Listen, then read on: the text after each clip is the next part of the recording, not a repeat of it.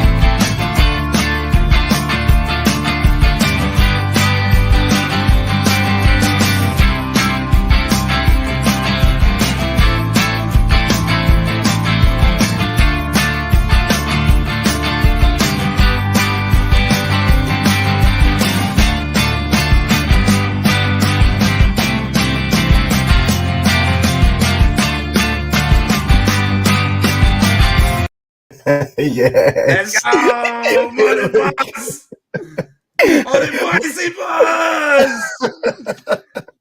Welcome to the Bhoycie Bus. This is the Double Doon Show, and tonight it's going to be a riot. I think Keiser has been like a kid at Christmas this week leading up to coming on to the Double Doon Show. I'm not sure when the last time he slept was, but we are going to go with a one-off Double Doon Show, mate. I'm bringing on a fan's favourite in Keiser, making his Bhoycie Bus debut. As always, Keiser, how the devil are you, big man? You good? Amazing, legend. Thanks for having us on the bus. Been such a fan for such a long time. To finally get on the bus, to finally interact with the chat, all the legends in chat. Look at them go. Look at them. The bus needs you. We need you. We need you hitting like and subscribe, sharing the content. Let people know. We are going to try and have some sort of conversation tonight at some point, so do not worry, ladies and gentlemen. If you're thinking it's going to be a wee bit different, it might be, but there will be some sort of Celtic chat at some point as well. As always, as we're getting started, I did bring back, Charles has noticed the jacket. This is the Double Doon Quiz jacket, so I brought it back for one night and one night only. Also, please do, if you are watching on YouTube, hit subscribe if you've not already. We're 101 away for 3,000. Please hit the like button because it gets some more traction on the old YouTube. We're going to be talking about algorithms in a bit, Keiser. Please keep the comments coming in as always because it stimulates the debate. And if you are feeling generous, give us a wee share. That always helps get extra viewers as well. Well, Keiser, we're going to talk about the week that was at Celtic briefly, and then we can go into any sort of Celtic-related topic you want. I know you've got a few off-piste, which will come as no surprise to anyone already. But obviously the week that's just been, from the disappointment of a Champions League exit after 4 games, I think somehow with reflection, it was somehow sugar-coated slightly by the fact Rangers are doing worse. Now, I don't subscribe to that, but I do think it seemed to see across the supporter base a sort of a relaxing of maybe how they'd felt 24 hours prior because Rangers did so bad. But the one thing we can say is Celtic can only control what's in their hands. And yesterday, they got back to business and put in a performance befitting of the months of August and September, you know, when they really were on fire, Keiser. And it was great to see a response like that because there undoubtedly had been a slight dip in form. There'd been the disappointment of exiting the Champions League after only 4 games. But yesterday, we looked more like our old selves, didn't we? Yeah, I think we turned up and we performed yesterday. It was really, really good front to back performance from almost every member of the squad. Aye. Even the substitutes coming on, put in performance. They looked fresh. Something I really wanted to see from Celtic recently was that relentless pressure. If you're going to be attacking, you're going to play the way Celtic play. If we're going to play Ange ball, one thing we have to be is completely relentless. Just relentlessly attack. It doesn't matter if you miss a shot. What matters is you're generating those chances. You're getting yourself in that position of taking those shots. And as a great man once said, you miss 100% of the shots you don't have. So that is a stat there for some of the stat checkers. 100% of the shots untaken will go missed. I like that. You know what I mean? You gotta roll the dice. And I also You got to buy a ticket, don't you? Yep, you got to throw a punch. And I love the fact that James Forrest came on and that wee chunky bottom boy, you get me? Whoa, won't you take me home tonight? Fat bottom Forrest. That Get me, bro. Forrest. Come on, right? And the players must have seen him around the training and thought he had skill and thought Celtic are re-signing him for a reason. I mean, he came on in the Champions League and showed the players that there is nothing to fear at this level. There is nothing. Look at me. There is nothing to fear here. That is why Ange re-signed James Forrest. That's why he was crucial. That's why he is essential. And that's why lots of players are going to kick on from this point forward. Definitely. I'm gonna just push back a wee bit on the shots thing though, right? Because see, I agree with you, right? Obviously, in theory, what you're saying is undeniable, right? I've got a dog crying. Give me 2 seconds, guys. Fucking hell. I thought it was mine there, bro. I was starting to No, it's mine. 2 seconds, mate. Look at my screen, guys. I'm sorry I didn't iron that. Just a symbol of the increasing pressure. I'll take over, boys, so you go get the dog. Let's go. It's a Keiser stream now. Welcome, everybody in chat. Thank you for being here, legends. Make sure you're hitting share, hitting like.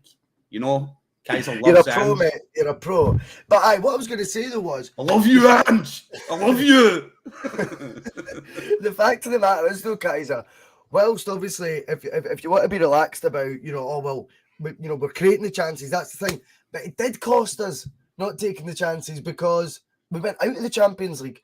Yes, so as much as, we were creating the chances, eventually it got to a point where it went on that long not taking them. It actually cost us our place in the competition. And therefore, that's why I'm maybe not of the opinion that, as long as we're creating the chances, we'll be fine. But we weren't fine because we went out. Yes. Do you know what I mean? So I'm like, that's kind of the crux of it for me, that one. I just feel... I was of the vibe of ultimate positivity, right? Celtic are going to win the Champions League, in my opinion, right? That was my opinion. There was no corrupting it, no adjusting it. I felt that we had, in Matt O'Reilly, Rio Hatate, Jota, Haksabanovic arriving, Kyogo, Big Gigi. We had players all ready to come of age and just arrive in the Champions League. And not for the hair of a fly's arse, bro. Not for the lick of paint on a post against Real Madrid where Callum McGregor, if that ball had burst the net, Celtic would have arrived. The confidence surge at every player knowing that they could do it at that top level. But the bar has been set now. The players have seen the line in the sand. They know what they must accomplish. And I think it's kind of unfair to be judging a guy for the J-League, a 24-year-old Maeda, people calling him dog meat and a failure as a football player because he didn't arrive in the Champions League this year. He's 24 years old and he's gained that wealth of experience. Same as Stephen Welsh. Somebody says for a fourth-string centre-back, I don't really like him. I says, well, say Celtic went out to replace Welsh, a prospect of his talent, just stacking up his stats and his talents, what he has, his physical prowess, and now his Champions League experience. He's got experience of being a winner. He came through the youth system at Celtic. How much would we pay to replace that? He would be in the millions. We'd be in the millions. That's why teams like Udinese are trying to come in and poach gems from under our noses because we're too busy looking for whipping boys. There always needs to be someone to blame at Glasgow Celtic. There needs to be someone to point at and someone to go, it's his fault. Sometimes it isn't always one person's fault. I think a lot of things recently was a culmination of the injury to McGregor, Matt O'Reilly going off the boil, Hatate slightly off the boil, Kyogo off the boil, Giamakis not getting starts and therefore was a bit rusty and couldn't seize upon opportunities right in front of him. Yeah. Maeda going off the boil, Abada going off the boil.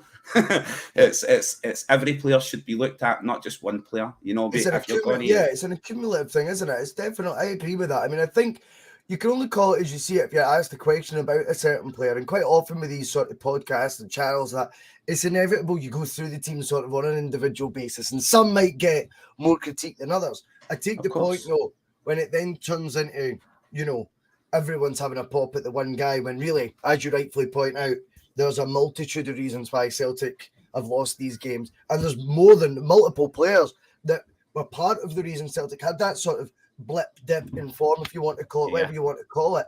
The good news is, of course, they've overcame it. They've came out it okay at the cost of our Champions League group plays, but with still an outside chance of making Europa League, and it is an outside chance. I need to be honest. I mean, it's great to be, you know, I want to be like, yeah, we'll do it. But I mean, if I'm being honest, I think it is slim to none the chances. But that being said, it's still a chance nonetheless that we could make the Europa League.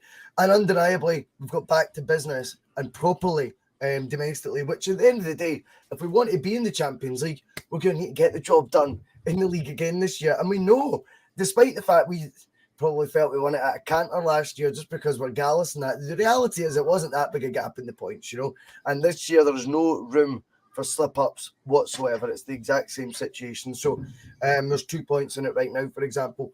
But we got that goal difference column going up again yesterday. And all these guys that were just, you rightfully listed there that you've noticed having a wee dip in form. Maeda, for example, gets his first goal in 7 games, or his first goal, I think it's 7 games it was his first goal in. He gets a confidence booster, albeit it was a scuffed shot. It doesn't matter. He scores ugly goals. And I think it will help his confidence no end that. And then you look at Giacomakis strengthening his hand to be a regular starter of the team. But yet again, he just needs to do this now. What more can I do when you start me? I score. You know, and then you've got someone like James Forrest coming in, who it'd be unfair to say was part of the dip in form. He wasn't in the equation. And I like what you said about the Leipzig game. I felt it comes on. It's actually his cross for Giacomakis at the back post, Keiser. And his whole demeanour, I think, represented composure, a lack of, as you say, being phased at the competition he's in, a lack of it. He played his own game. And he played it with that sort of assurance that I think definitely I've maybe, not to nitpick, but I expected a wee bit more of that sort of composure and assurance from the likes of a Kyogo. Because Kyogo's not young. He's 27, 28. But again, you can caveat that with, it's his first time in this level of competition, the Champions League. So give him a break. I get both sides of that. But there is positives to take now after the weekend. And the squad that has been stretched, if you like, between injuries to likes of our captain, rotations being used as well. But we've seen guys come in yesterday and I think play much more like what we hoped they would do in a Celtic jersey. And we can go through a few of them as well, Keiser. Yeah, I seen, I was one of the first persons, right? I'm not going to hide my opinion. I wasn't the biggest fan of Moy. It was a very underwhelming signing for me, when I think that we should have been progressing in that area and signing cover for Callum McGregor. But I like the players that Celtic were mentioned with at the time. I think there was the guy who eventually went to Espanyol. You try to a Brazilian boy, I think he was. His name's just eluded me, mate. Total brain fart. Right. But we had players who we were interested in. And I like the calibre of players who Celtic were interested in. When Mu came in, I was kind of underwhelmed with the signing, but I must say yesterday he really performed. He played in a different role as well, didn't he? Yeah, he played more of a number 8 role. He was slightly higher, and it sort of suited him. Clearly, it suited him because he played a lot better. And if it wasn't for Forrest getting a hat-trick, Moy was really a contender for man of the match yesterday. You know what I mean? That's how impressed I was with his performance. I thought he was fantastic. You used the word that I've used numerous times, and I still stand by it. I think when you look at it, thank you, Buckcake coming in there. Sousa. It was Vinicius Sousa, wasn't it? That's Vinicius Sousa, that was it. I didn't want to get it completely wrong, but I had a rough idea. You know what I mean? All the time, mate. But that was a player that really did pique all our interest. I think we all thought, oh, fucking hell, that's the shop that we want to be shopping in. You know what I mean? That's where we want to be.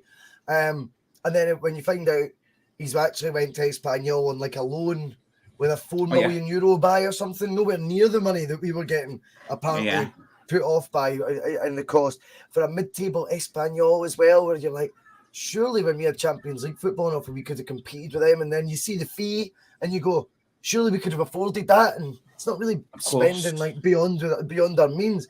And then you get Aaron Moy, and I just felt at the time, the word you used, underwhelmed. Now, the gift Aaron Moy now has, though, of course, and not because he does it to prove me wrong, he won't give one fucking hoot what I think, or even know what I think. But what we do cares what I think, bro? He phones me all the time. Does it? Oh, good. I'm in the know. But what he will do is, he's now got the chance to play for Celtic. He's undeniably been fast-tracked to first-team football, I think, by Ange. People can argue with that all they want. Look how long this getting to match fitness journey. Mark was talking about it today, the conditioning, and how come it takes players 2 months to get up to speed at Celtic? Well, it didn't matter in Moy, yet he did the longest period out of everyone before he joined. So he's kind of been fast-tracked a bit. So when he gets these opportunities, all he can do, Keiser, is take them to the best of his ability. Yesterday he did that, mate, and I'm not that proud that I can't go, oh, it was 2 lucky assists, and I don't know about that. Fuck it. I'm more than happy to say I was well impressed with him yesterday, because that's just being honest. And when I say I was underwhelmed by the signing, that's being honest too. But yesterday was a step in the right direction, Keiser, for the Celtic career of Aaron Moy. I think it was as well, bro. I do think he was fast-tracked in the way of game time. He got allowances and a bit more relaxed opinion from Ange, given maybe Ange's previous understanding of being national coach at an Australian level and where exactly Moy was in his career, and the fact that Ange maybe respected his talents as a player and thought he could better do a job for us, given the understanding that he was training in the realms of Mordor for a bit of fitness before he came to us. I believe he was running with Frodo and Bilbo Baggins amongst the boulders down here outside my front window, bro. You know what I mean? So I'm glad Ange brought him in here, given that performance yesterday. If that was the kind of performance he was going to be offering across the city, then I prefer he was offering it for us. I do think Ange showed him a bit of loyalty, getting him fit, giving him game time, the kind of loyalty that maybe Giamakis could do with, getting a few starts and shaking off a bit of rust, because he did come in at the end of last season and he really carried the burden after Kyogo got injured.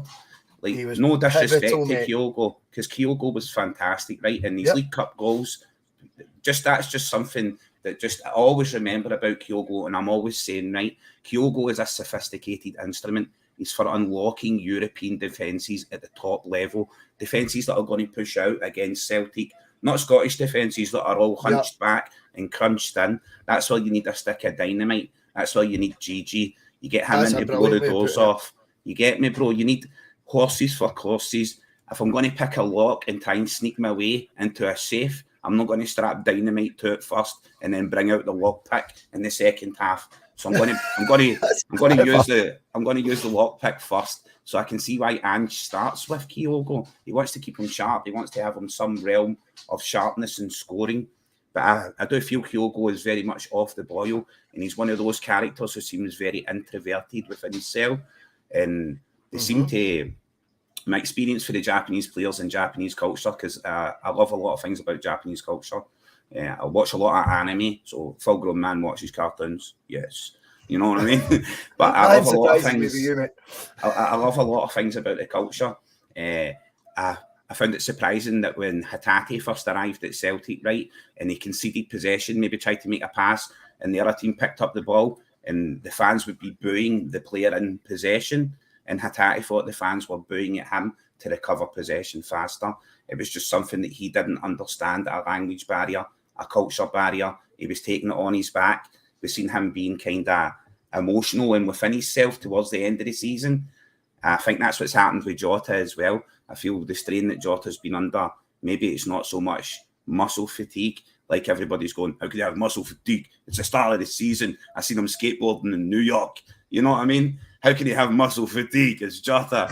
Maybe it's a bit of mental fatigue under the pressure of appearing in the Champions League and arriving on that big scene. Don't forget, we acquired Jota from Benfica while he was at Benfica, he came through the entire youth experience, but was failing to break into the first team, and the fans there were giving him a hard time, looking at him, maybe saying if you don't sing his name, he doesn't turn up for you. Little comments like that I got wind off from the Benfica fans, why he was on loan, why he had the £7 million price tag, why Celtic were able to acquire him, and the fact that we accepted him so much allowed Jota to arrive and become the player that Benfica were then unhappy to lose.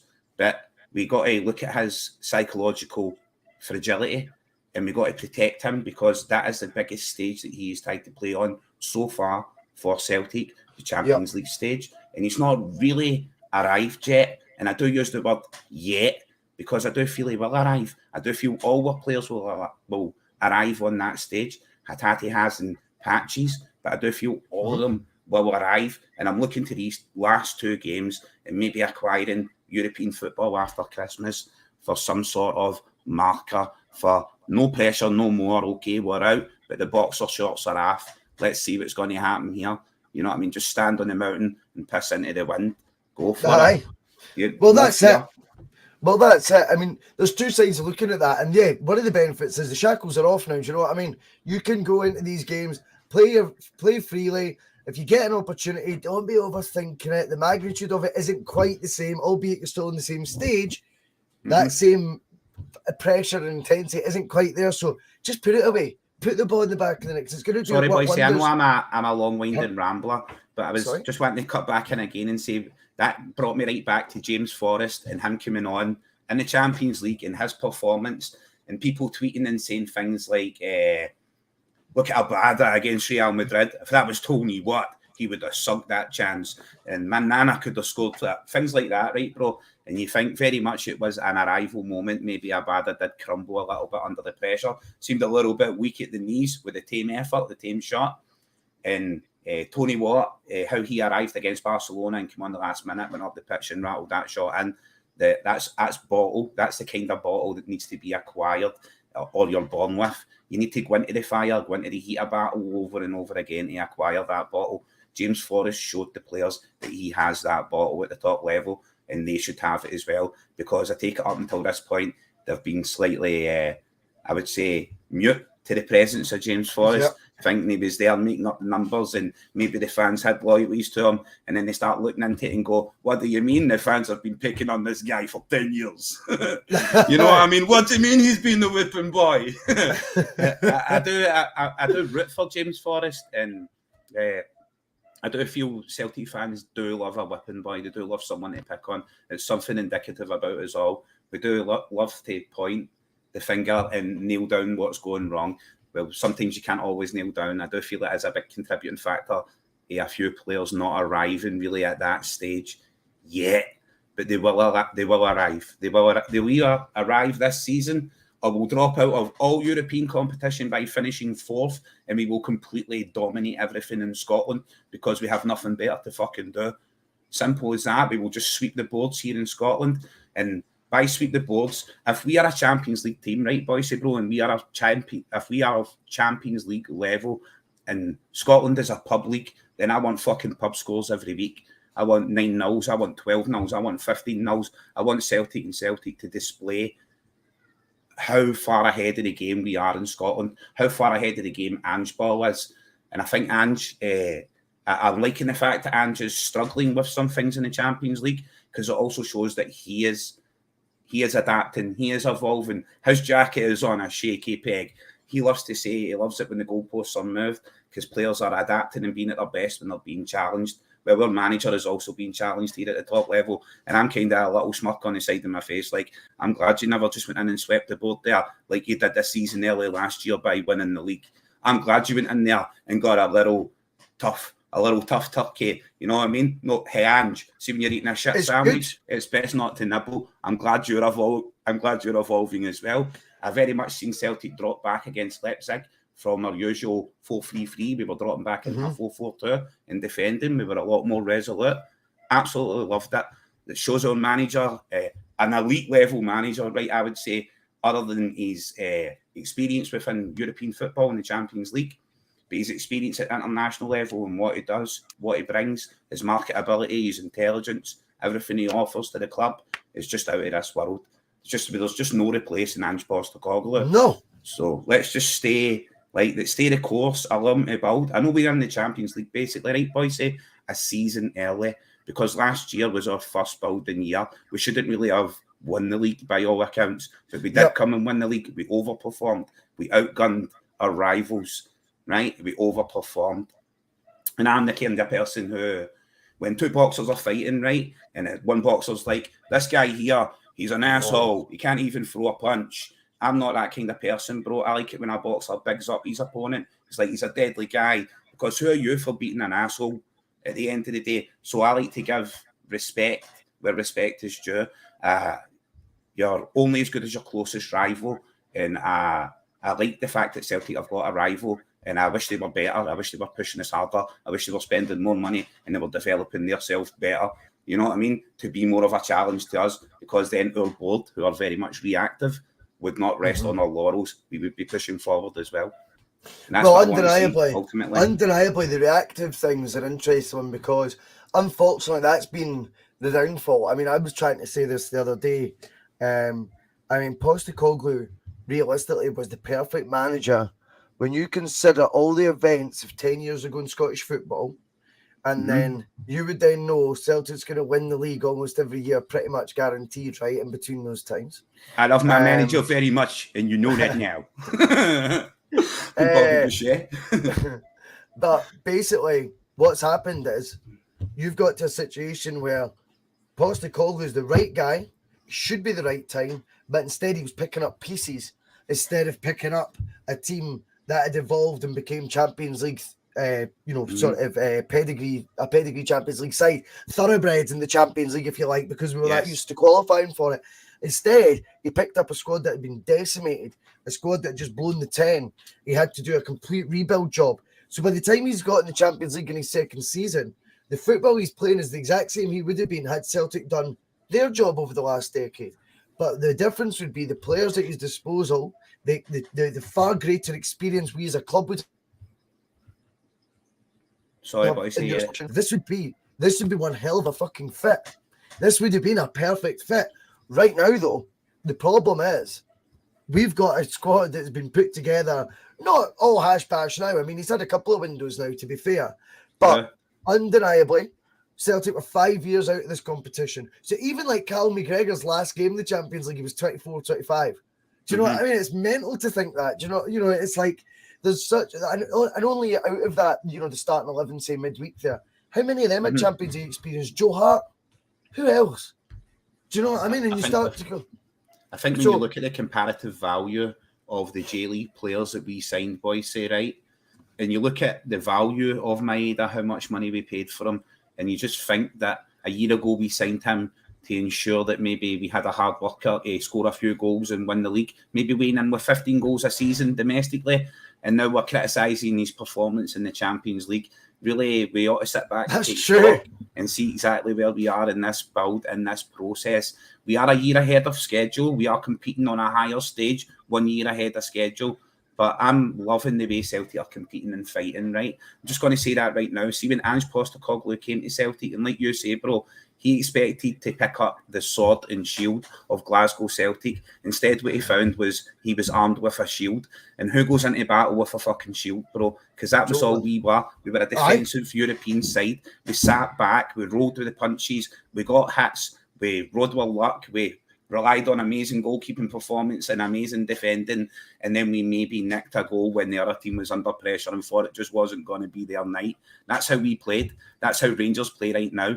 Well, I'm the kind of guy who likes to turn up to a heavyweight title fight and go, I don't care if I get knocked out in 2 punches. I'm punching this motherfucker with my hardest punch straight away. Let's go. Let's throw down. Let's hold down. I'm not going to hide in a corner in some sort of Operation Turtle and hope we can nick a goal and win. I'm sick of that shit. We've tried that. We've tried it, bro. Like, oh, come on, let's hide, let's defend, and let's hit them on the break. We've tried every style of football in Scotland, like the manager said, bro. We've tried it all. Why not try something different? Man, I think the full league should just seize. I think we're seeing results in the full league seizing on what Ange Postecoglou is bringing. Like, what is the difference, Bhoycie, between a Scottish bricklayer and a Spanish bricklayer? None. There's fucking none difference. What's the difference between a Scottish electrician and an American electrician. None. The place you're born makes no fucking difference to how good you are at your profession. And football playing is a profession. Just because you're born Spanish or Italian does not make you indicatively a better player. I thought you were going to say Croatian. Or Croatian, bro. It does not make you indicatively a better player. But just on JJ as a whole, right, and the whole Croatian player and national player, people do harp to that quite a lot, right?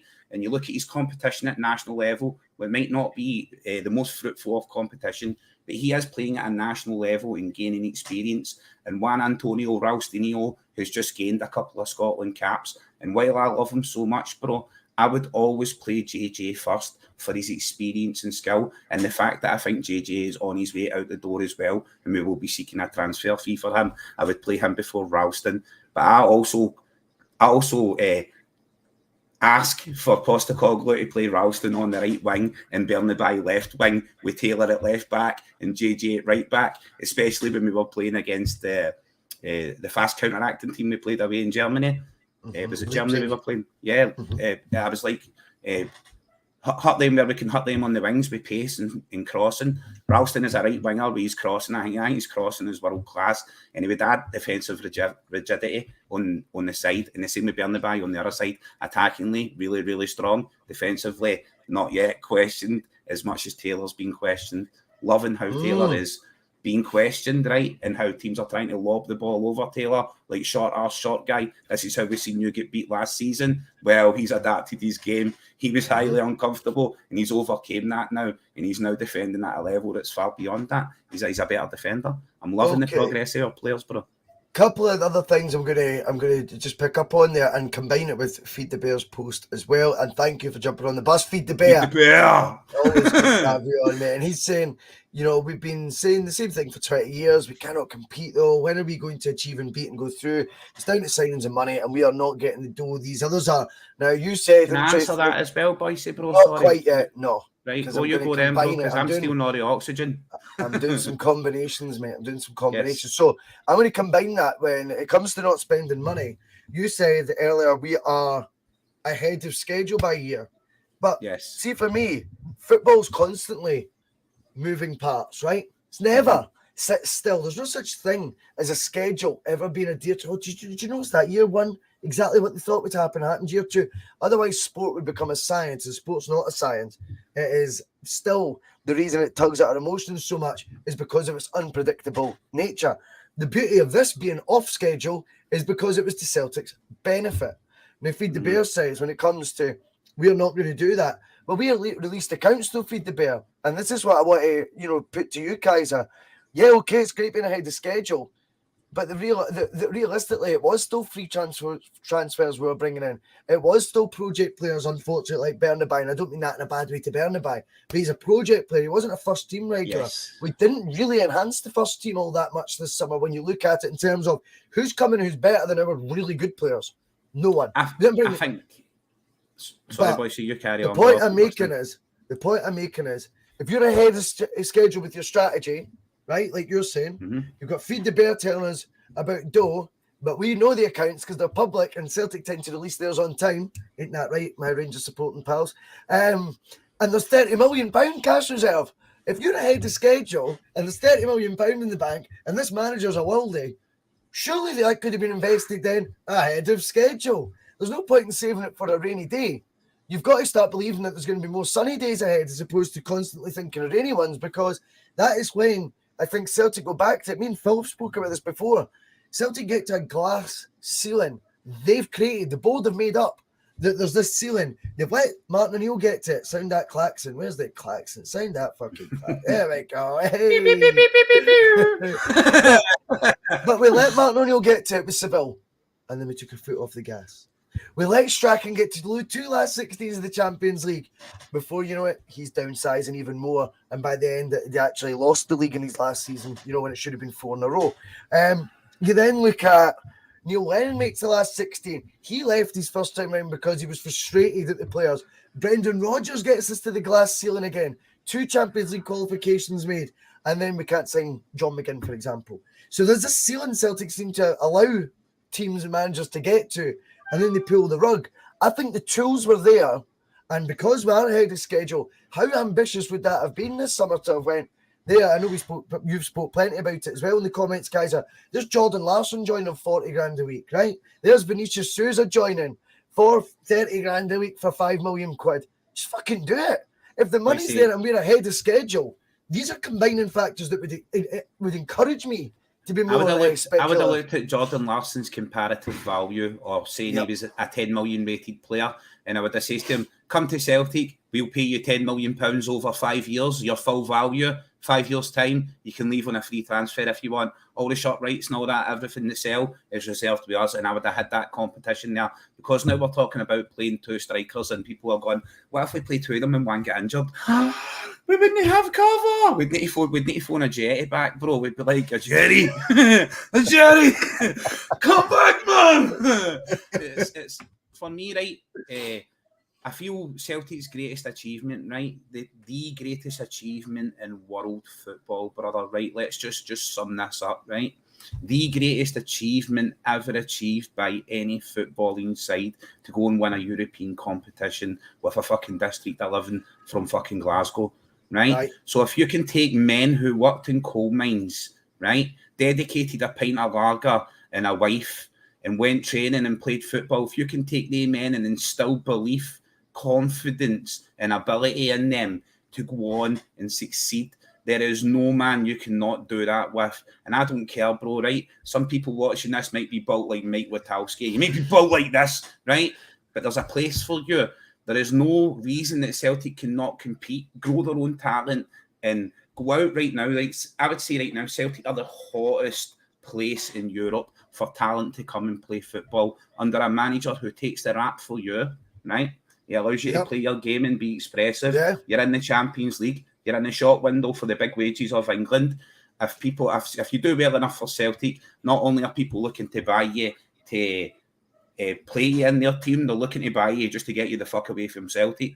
You know what I mean? That's what there's a proven indicative happening right now. There's a proven trodden path now as well of Celtic players going down to the EPL or in Frimpong's case to Germany and blossoming. And these bigger clubs are thinking, well, there's relative value in buying from Celtic as well. That should excite young players too when you can go. So you go to Celtic, you get game time, you win trophies, serious competitive streak you learn as well. You get to play in Europe's best club competition, as and when we qualify.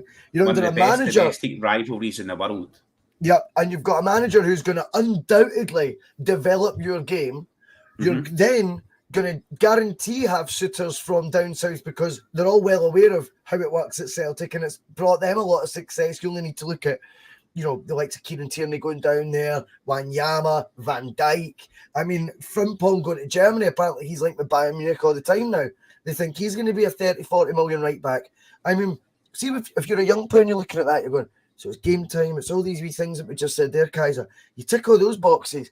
You're right. Celtic's got to be an attractive, I'm not going to say the hottest ticket in Europe to go to from our point of view, it is, but I think definitely you're right. It's got to be, if you were a young player, it's got to be somewhere you think that is a really, really exciting place for you to go and develop. But the issue I've got with it, though, is I don't want it to all be about the player's mindset, because I think we've entered this trap before, and this is when Stepping Stone FC was formed, Keiser.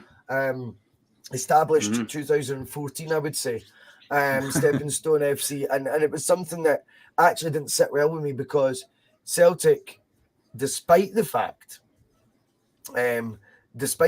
that they are obviously romantically a massive club, I still think we need to protect our own self-worth as well, and we can't have the lunatics running the asylum. We can't have kids coming in here and thinking they're only at Celtic to get a payday at fucking Southampton. If that's what they've got one eye on when they join, that doesn't actually work either. So despite the fact I can see it from a player's point of view being a hotbed for players to want to go, and with all those examples we just gave, absolutely. But we also need to say, from a club point of view, we've seen us do this before. What Postecoglou's done, every player he signed for Celtic, he's asked them, where do you want to play your football? None of them have said English Premier League. They've all said Celtic. That answer was so important in getting rid of Stepping Stone FC. I do. I don't think it's Stepping Stone FC. I think it's more along the lines of Shop Window FC, bro. You're right there on the same island in the shop window, covered by the same domestic mainstream media, right? And I'm not so much saying about bringing in transfers. I'm thinking of myself, bro. I've got my football boots in the cupboard, a couple of sit-ups and that. I could be on, and I'm a specimen. But there's guys like me in Scotland, right, who have been a victim of the system that we're seeing now attack Celtic Football Club in a multifaceted attack. The algorithms on social media that we said we were going to talk about, boys, so we might drift onto. Since we laughed at the death of the Queen, we've very much seen all negative press for Celtic, negative outlooks, while being positive about our opponents. I do feel that very much so. I feel that negative opinions on social media have been gaining more traction and routed forward, not because everyone's agreeing with those negative opinions, because that's the way the algorithm is set on social media. We still live in the times where we have, living in a place where we have people who feel they are better than other people because of right of birth or blood. You know what I mean, bro? This is 2022. We all know that is not true. No one is better than anyone else. We are all equal. It's equality. I don't care where you're from, what you wear, what your sexual preferences are. That's your business. You know what I mean? But I do feel Celtic have been targeted. We're being basically promoting a negative wave against the club. Ange being linked with multiple jobs out of Celtic. Players being linked with transfers. Negative press for us. It's all indicative of a system that people have faced in Scotland for many, many, many years. From no ball game signs in the street, bro, that's seen our young players like me drinking Buckfast on the weekend and going to the dancing rather than playing football in pub leagues. That's why we don't have the next Kenny Dalglish, because we looked at the people who were developing in Scotland, the talent. Why do all the best coaches come to Scotland to get their coach's badge? You get me? The talent is here. The intelligence is here. Ange Postecoglou is also here. Let's develop young Scottish players. Let's move forward with the game in Scotland. Talking about like apps and stuff for Celtic, having a global app with everything Celtic, right? One step beyond that would be an SPFL app, and the funding would fund the entire league. £10 a month buying a view. You know what I mean? Watching all Scottish football or watching all Celtic. I want drones at the stadium. I want overhead drones. I want light displays above the stadiums and drones with lighting effects. I want a huge Celtic badge and a huge Real Madrid badge with the score lit up in the sky. We've got the money. We can achieve this. The technology is there. I want players with body cams. I want to see what it looks like to be Jota score a goal. I want Celtic to push into the future, bro, and launch an app. Acquire or sell multiple worldwide buys of an app. Say you had an app at £10 a month and it was saying getting 200,000 buys. That's £2 million a month. You know what I mean? That's £24 million a year. And that's me being conservative on an estimate of Celtic fans around the world who would buy this app and use it. We could be accessing 60, 70 million a year, but still I would feel, Bhoycie, like you're saying, money is not the way to compete. We've heard Klopp say it in his interviews, the disparity of money. There's 3 clubs in the world. We've got Man City, Real Madrid and PSG, and now Newcastle have just arrived on the scene saying there is no financial ceiling. We have those clubs there. How do you compete with that? How do you compete with financial disparity? Well, why aren't River Plate the best team in the world? Teams that are indicative of spending money and being affluent, or Rangers, and we're the poor man's team, we're Celtic. What did we do to compete? We achieved the greatest glory by training and hard work. Inspired manager like Jock Stein, inspired coal diggers to win the European Cup, bro. And that's what Ange Postecoglou is going to do at Celtic. Very much, I feel it. The building of Celtic is underway. And I do feel it's good to question everything. Everybody's opinion is valid. This is a podcast. That's what podcasts are for, is to hear other people's opinion and interact with their opinion and hopefully create a bit of entertainment. That's what we're all doing here. We're all inspired Celtic fans who like to get involved. I didn't agree with fans picking on other fans for leaving the stadium. Very much that is their choice. People have health conditions, that, like Phil was saying earlier on. They need to leave. You don't need to prove yourself a better fan than anyone else. A guy with a season book isn't a better fan than a guy in Rupesh, India, who's never seen the inside of paradise, but still calls himself a Celtic fan. He's still Fucking the right. fucking same. He's worth just as much as you. I don't care if you've got a fucking season book. You've been to every home and away game over Europe for the past 19 years.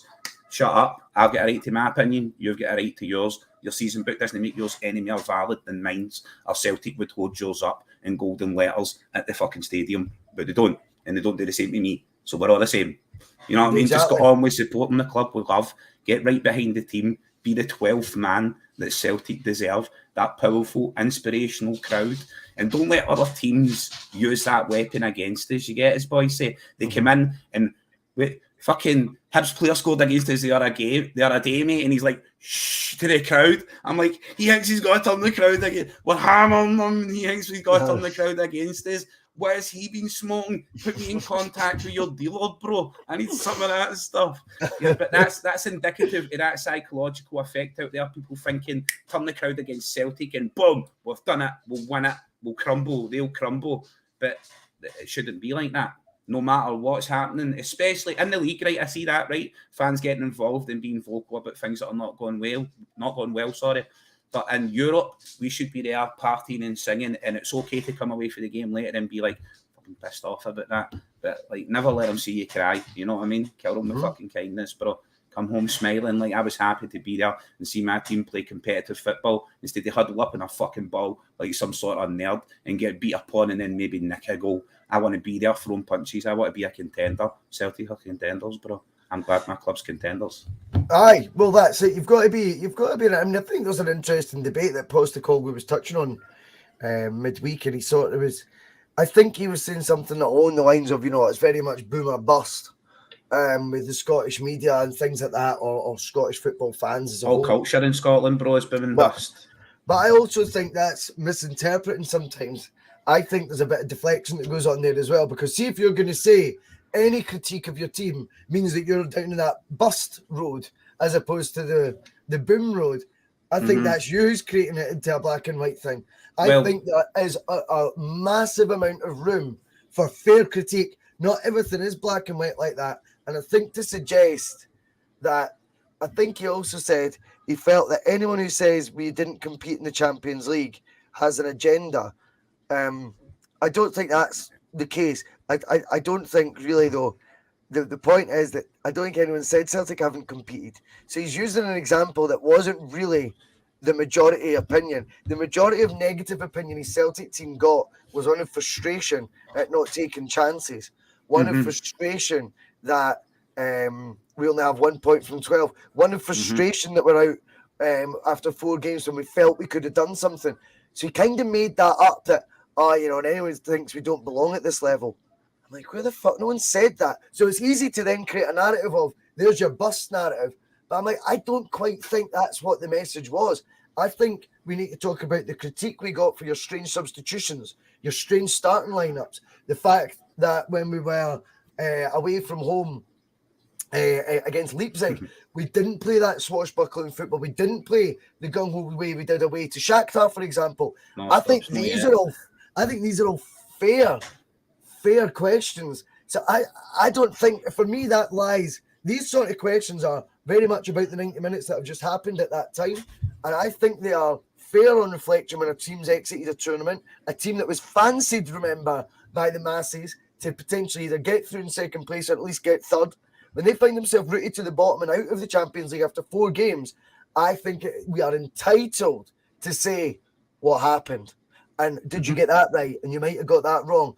I'm not convinced that means you're being down this bus road that was getting described. I don't think that's quite the truth. I think as a manager's right, of course, to use these sort of deflection tactics, of course.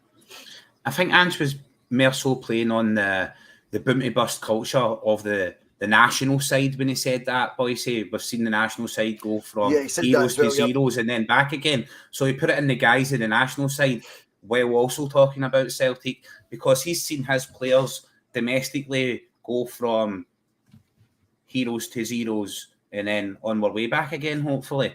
You know what I mean? He's seen players like Maeda, not who we were delighted with, and looking like he's a real weapon going into the Champions League.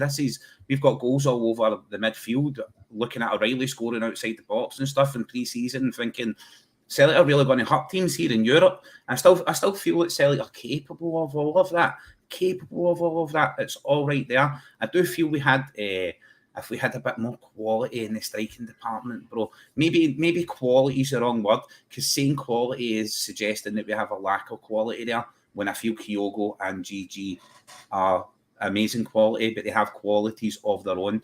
Like GG with his power and his one-touch finishing, and Kyogo with his movement. Stick of dynamite, mate. I love that. That's it, bro. The TNT. One's the chaos. So he's the stick of dynamite, and Kyogo's the lockpick. The lockpick, bro. Right. I love it. So, but I'm just saying, we could have come in with someone with, like, someone say, who's going to come here to play third fiddle? Is Jordan Larson going to come here to play third fiddle? Maybe not, but we could have went out and looked for a striker with aerial prowess, maybe a tall striker who is just a demon in the air. Set piece specialist. Yeah, and a set piece specialist as well. I suggested as well, boys. Somebody who really has that in the locker, and then you go, right, well, he's not only competing to be the top striker, competing directly against, we've not went like for like. It's not a big strong guy competing with a big strong guy. He brings a different facet, a different asset to the attack. You can come in with different types of players to play positions. I do feel Maeda, if he just somewhere someone has said to Maeda that the Scottish fans don't think you're technical enough, and he started getting his back garden in the middle of the night under the moonlight, fucking doing step overs, you know what I mean? Practicing the Cruyff turn and stuff like that in the middle of the night, bro. And you're like, look, Maeda, just knock the ball past the guy and run. Do what James Forrest does. Threaten the defender with your pace, right? And when the defender sees how fast you are and how willing you are to run, he will drop off you and give you a few more yards. And then you can step over that ball as many times as you want when you're in his face. Do a couple of keepy-uppies, whatever makes the fans feel you're more technical. But just demand your space, take it, assert yourself. Same with Kyogo as well. I do think Kyogo is great, like I said, Bhoycie, for European football, because European defences don't give us the respect of sitting back like Scottish defences do. It's very hard to train a Celtic team to compete in Europe, given the basis of the competition domestically, because every team's sitting back against us, and we're just going out there and breaking them down. It's just relentless. How do you train Carter Vickers to be better, or Starfish, or Seabreast? You know what I mean? But this is where you get into an interesting realm, and I'm not obviously privy to how they manage their books and all that. I just look at it from a very basic point of view, right? Now, the board are there to support, the business is there to support the football operation in the park. The football operation there is not there to support the boardroom and make the spreadsheets busier. All right? That's not the case. They're there to support the team. The team is the product. That is, if you're going to the cinema and you're going to see a film that spent 100 million on its budget, it's for what's on the screen. That's how they spent a 200 million pound on the set or whatever. Do you know what I mean? And that is because the product on the camera is why more people are going to buy tickets. Now, that board has consistently sat on surpluses of cash. I'm not quite sure. This is now coming out of COVID and that. We're sitting with 30 million quid in the bank, right?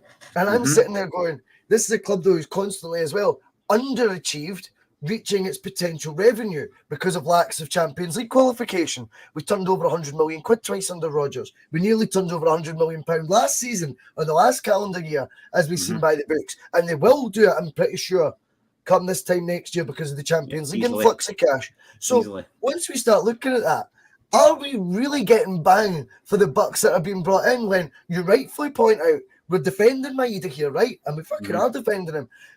But as you rightfully say, you go, he was a loan signing with an obligation to buy for 1.5 million for the J League. We're expecting him at 24 to rock the Champions League next year.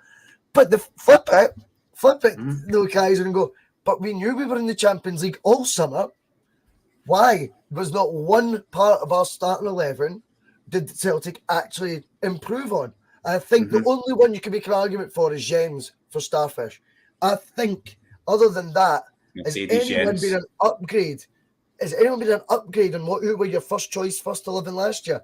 I'm not convinced. That's strange to me. I like some players who have come in, bro, right? As you said yourself, Mercedes Jens. And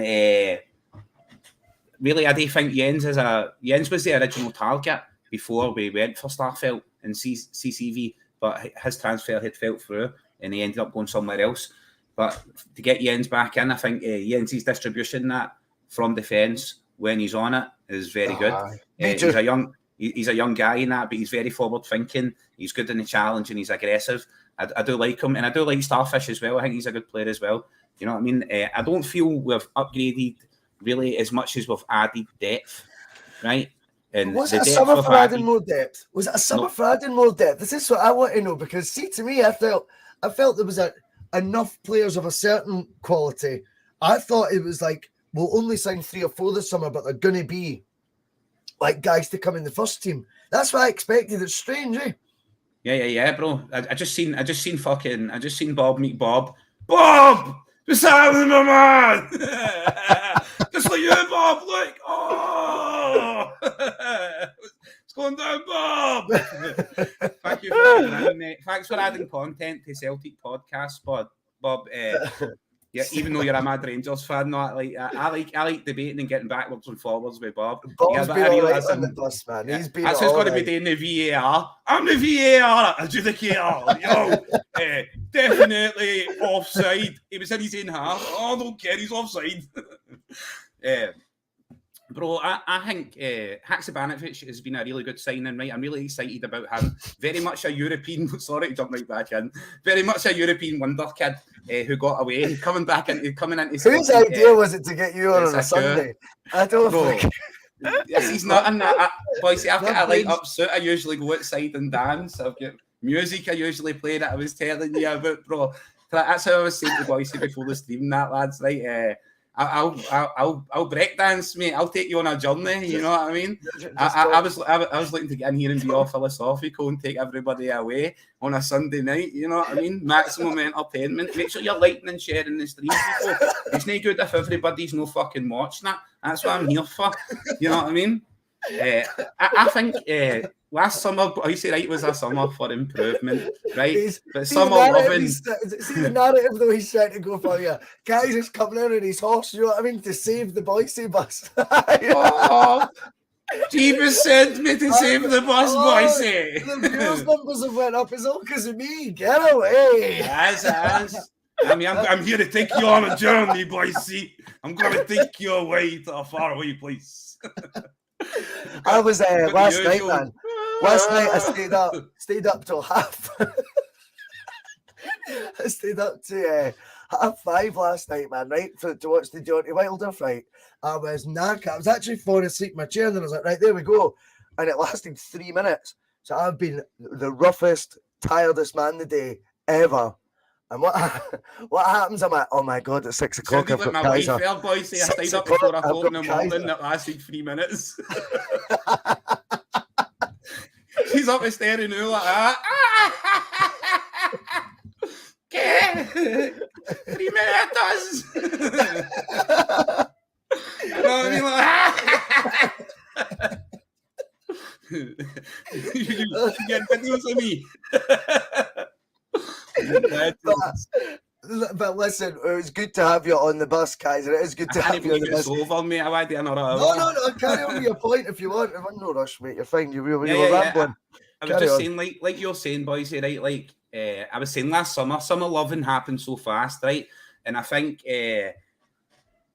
Ange was very much, when Ange came in, right, bro, the first thing I was thinking was, oh, for fuck's sake, here we go. It's another Ronnie dilemma. You know what I mean? I've not got it's a prospect, a building manager with a view to the future. But then I remembered how much I actually loved Ronnie Dyler by the end, and I got really excited, bro. My nipples got hard, and I was like, let's do it. And then Celtic came in with a triumph a year early in my book, bro. Everybody was talking about how, his first season is very much a building season, but we came in and we won it in the first season. And then we were looking for Ange to go and inspire transfers to come to a place like Scotland. Right, we're looking for him to inspire these players to come here. But our performances right now in the Champions League, how we're playing in Europe, how the manager has stayed true to his brand of football, how he's not slaughtered players, how he's allowed all that to go on, he's going to have players all across Europe right now, bro, salivating to come to Celtic. Young, hot talent is going to be choking to come to Celtic. But he couldn't just bring that in right at the start. He had to go with the experience that he knew was good players, but we didn't really know about. So he went for J-Leaguers, players that we would be unwise to. You know what I mean, bro? I would love to see us to continue to tap those markets like we did with Abada. You know what I mean? And bring in players, not just prospects, Bhoycie. I do get that. I do feel I was calling for Jordan Larson, right? I was calling for a marquee signing, someone who, because I always loved Big Samaras, bro. Big Samaras turned up at European competition and slapped people out the way on the way into the stadium. Like, I'm fucking George's Samaras. I won a European Cup with Greece. Get the fuck out of my way. You know what I mean? He had star quality, Big Sammy, didn't he? He had long hair and big balls, bro. He did. He had star quality, and he didn't care. He was willing to turn up on that level, and I do feel we needed that. We need that in the squad. If we had someone like that in the squad, someone who every player like instantly respected. They walk in the room. I love that point. And I feel Ange tried to bring that with Harry Kewell, right? Tried to bring that in with Harry Kewell, but he's I bet you Harry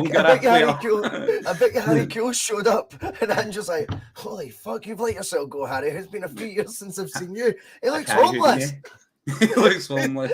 I was like, is that the real Harry Kewell? What's happened to him? That's a fake Harry Kewell, bro. That's a wish Harry Kewell. I'm probably expecting to be there with the gel back hair, looking fit as a fiddle. He's like wearing a bucket, you know, a normal sort of one of those like skip caps, and then his hair all flicking at the side, unshaven.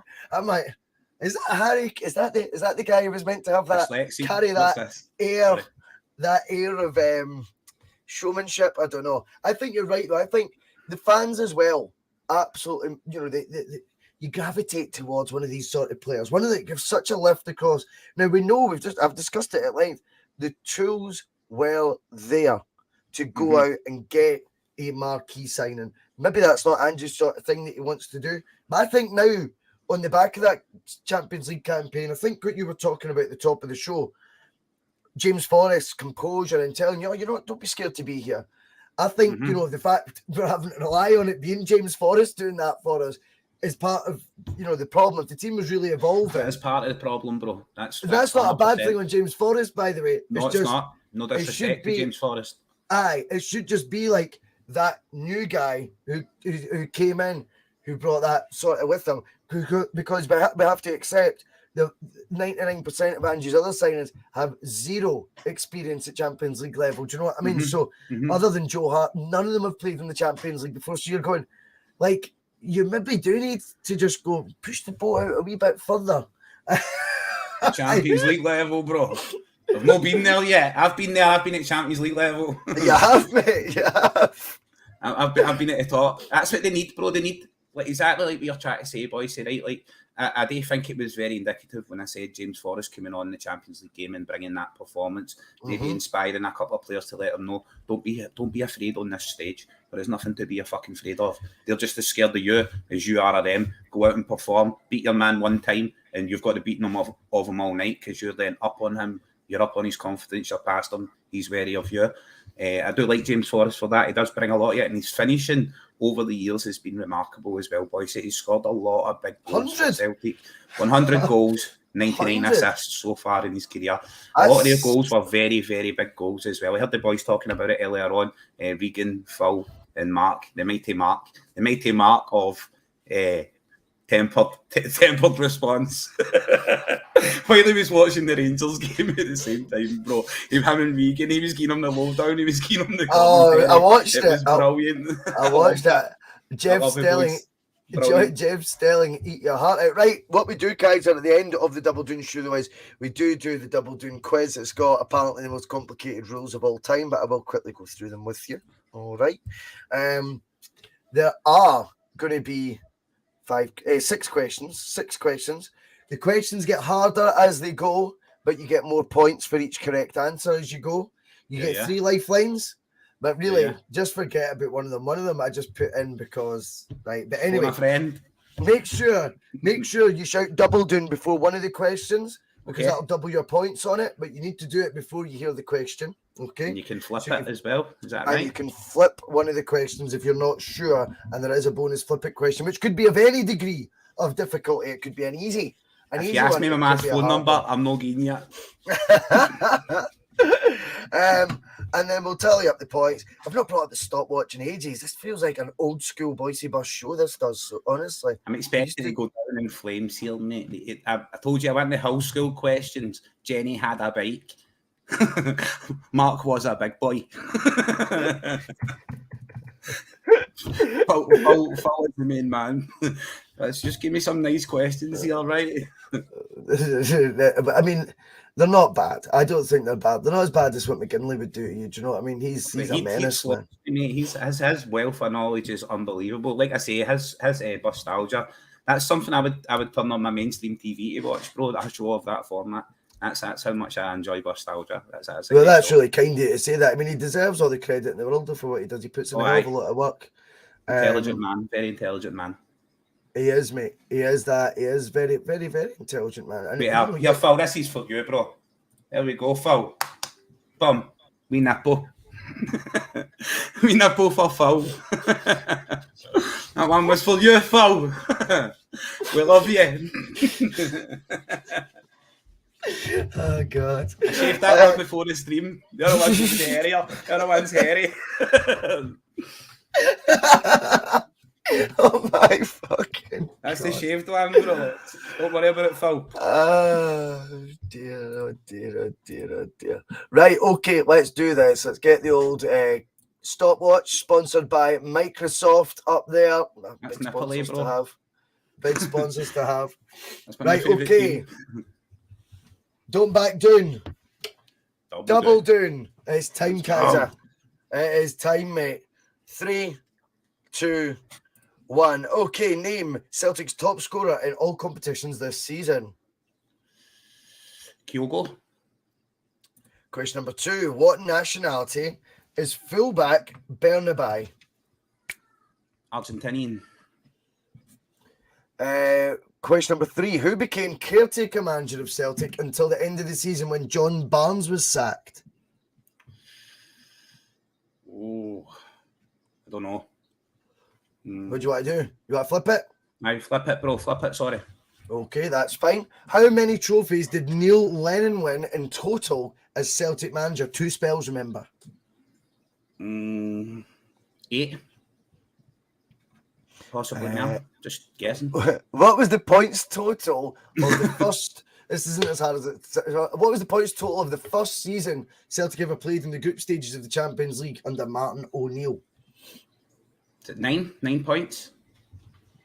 And what shirt number did Double Doon. Stuart Armstrong wear during his time at Celtic? Go for it, mate. I don't know, mate. I'm just pure guessing. But I Go. can't flip it, so I doubled down. 17. Yep. Fuck it. Give us 17.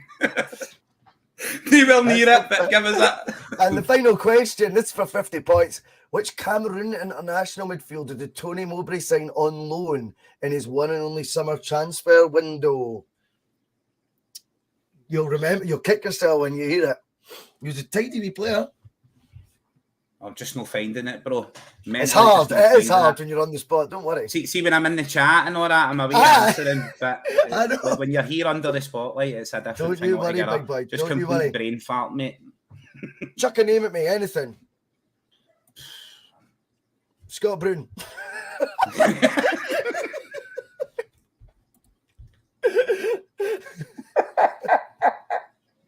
Fine, go Scott Brown, mate. Give us a... You're the Nigerian uncle, I think. Right. Okay. Oh, brilliant. It's tough. I mean, it's tough when you're on the spot. Help us chat. It was Scott Brown. I've just realised, by the way, I met his cousin. Who actually was our first, our top? Who's our top scorer this season? Is it Kyogo? I don't know. I've just realised I've not checked the answer for that one. I don't even know, Bhoycie, mate. I think it was. I would have guessed Kyogo. We need someone to come in. We need someone to come in the comments. Who's our top scorer this season? Because that was question number 1. And once we get that in the comments, someone can educate us. I actually can't believe I started off the way I went to finish that quiz there, bro. I got it wrong through the start all the way through. I was like, fuck it. You picked up. I think it is Kyogo who's the top scorer in all competition. All right. So therefore, we'll go with Kyogo right now. And if someone could correct us in the comments, that's fine. That gets you off up and running 5 points, I think. You then said, bro. That's all right. You know what I mean? You then said Bernabei was Argentinian, so that was 10 points. That's you up to 15. This one, you flipped it. Kenny Dalglish, remember? I know, mate. I just shouted Kenny Dalglish. And then you hit the post. Was like that, flip it. Neil Lennon. Neil Lennon won 9 trophies. Oh, bro. I know. Close, 5 league titles. I was trying to add them up in my mind, but time and then the Wolves on as well, mate. You're like, I know. Only 1 League Cup. Believe enjoyed it or not. Only 1 League Cup. So I found that quite insightful that he only won 1 League Cup in his 2 spells. Okay, next question. I always think of Neil Lennon signing for the second time, right, Bhoycie? And see that movie, It, and the clown comes up through the drain in the shower. That's the way Peter Lawwell came in and offered Neil Lennon the contract. He's like, come sign with us. I swear to God, bro. Kiss me, fat boy. Swear to God, man. That's exactly how it went. Don't you want it, Lenny? Don't you want it alone? Down here, Lenny. They all float. They all float. Definitely, bro. Right, what was the points total of the first season Celtic ever played in the Champions League? Back on form, Keiser, it was 9 points. Well done. That was 30. You got 30 done points. Better than I thought so far. That was good. Stuart Armstrong, you doubled down. This would have been 80 points. I know what am I like. I think 17 is a very good guess. I've not even checked this one either. So let me just check. I think he was 14, though, I'm sure. He's number 17, bro. Is he? No, oh, right, I was guessing. I think better be. You might be right. You're close, if not. His number. Wait a minute. He's definitely 17 at Southampton. Oh, a player I think who would have thrived under Ange as well, Armstrong. We've got, yeah, that's a great point, mate. He was 14 at Celtic, 17 at Southampton. Oh, so close. That's so unlucky. It's so close. That's so unlucky. It's unreal. That's his actual current score. I know this Nigerian player was definitely Scott Brown, bro. So we've got that last the Cameroon question. midfielder Scott Brown. Definitely. What about if I said Longe Nguemo? Nguemo, mate. Fucking hell, man. I thought he was a tidy player. I'm trying my best. I know I turned the comments off as well, trying not to look at the comments. You've got to. But it it's was so right tempting, you know what I mean? I'm like, just put them on a kid when I'm intelligent. I've got free computer screenings here, boys, right in front of me. I've got 3 screens. So I can open Google on one screen and Google it. But you would hear my fingers typing. What's the point of being like that? Just come in and just give it your best, you know what I mean?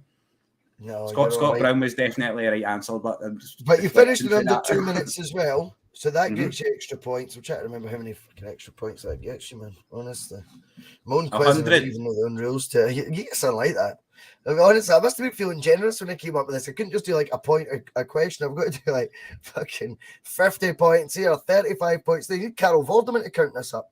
1 to 2 minutes, an extra 40 points. Well done, mate. That's fine, bro. Look. It's the death of a ruler. The death of a ruler. I'll end up with Jeremy Kyle and Voldemort not on talking about me. End up in real trouble. I'll end up in real trouble, boys. So we better hurry up.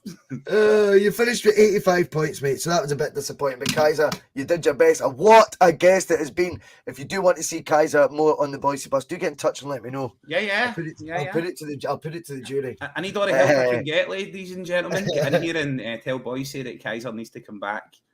Have a good time. We'll definitely have you back on, my boy. Brilliant show Legends. today. It was good to do the Double Doon show for a wee change. Anything you want to add before we go, Keiser? No, just everybody in the chat, remember, right? Refer a friend to be a friend. This podcast and the stream, it just does not grow unless you share it. So what I like to do is when I go to the share, I like to copy the address because then I come back to chat and I hit like and I finish with the comments and I've still got the address copied there to put on my social media. I go on my Facebook, I go on my Twitter and I share the stream out, try to get as many Celtic fans in here That's clever, be a part of the bus. So make sure you're doing that, ladies and gentlemen. It's only refer a friend. Thank you very much. Everyone in the comments, to be a friend.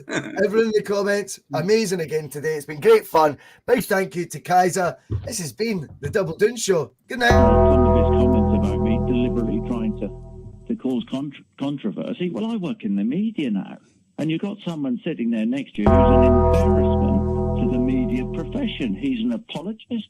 He's a charlatan.